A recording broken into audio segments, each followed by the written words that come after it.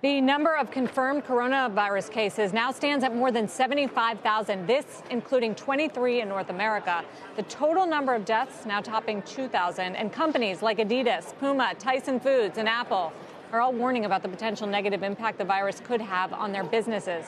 But in Macau, some casinos are expected to reopen tomorrow. Let's bring in Robert Kuhn. He's longtime advisor to China's leaders and multinational corporations. He's also authored dozens of books, including How China's Leaders Think. Thanks for joining us. Good to see you again, Robert. So what's the latest contact you've had with the Chinese leadership over coronavirus? Well, stay in touch with them regularly. The hope is now that for 15 straight days, the number of cases reported in provinces other than Hubei have been declining. It started around 800 in the last few days, around 70, 80. So that's a very good sign.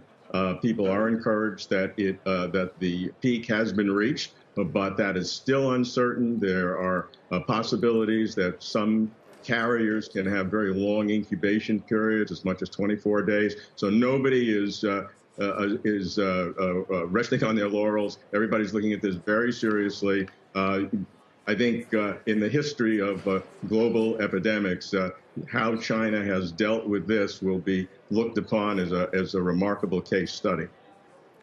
Do you feel like the level of fear has also peaked and is coming down? What type of level of inclination do people have to go back to work?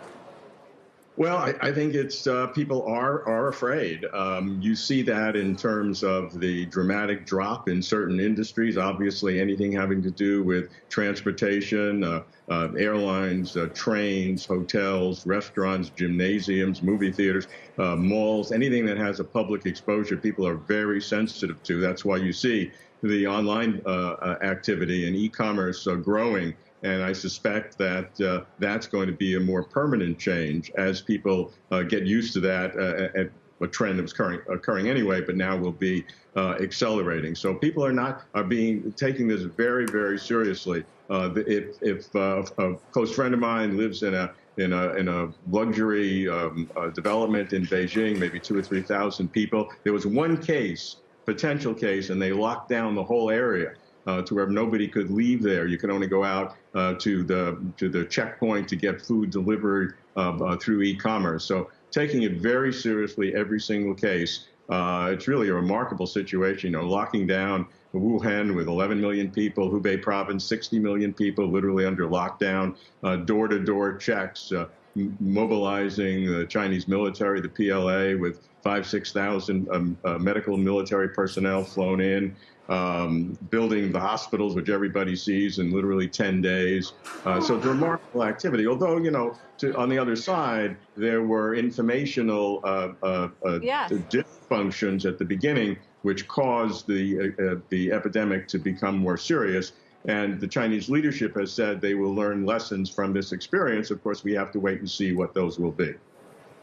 Right. So I was just going to ask you, you said it would be a remarkable case study. There's room for criticism here as well, right, in terms of the transparency early on. It's the fact that it took so long for them to get international authorities into the country. I don't know if the CDC is even allowed in the country at this point. And I'm just wondering if you think that they're worried about a credibility issue from this at a time where China was already weakening as a result of the U.S.-China trade dispute and also the Hong Kong protests.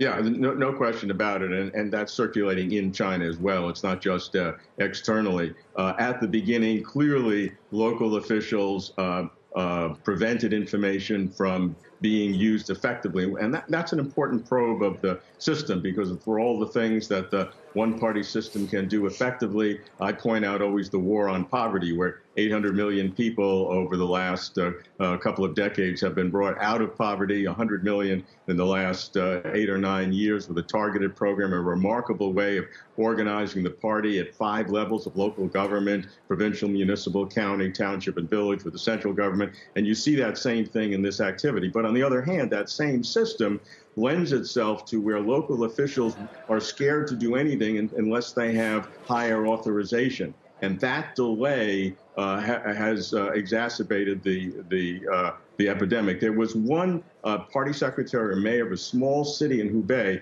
who on his own saw about 30 cases and immediately put a quarantine into effect. when he had no authority to do it. And he's now looked upon as a hero because he, in a sense, violated the system in order to help the people.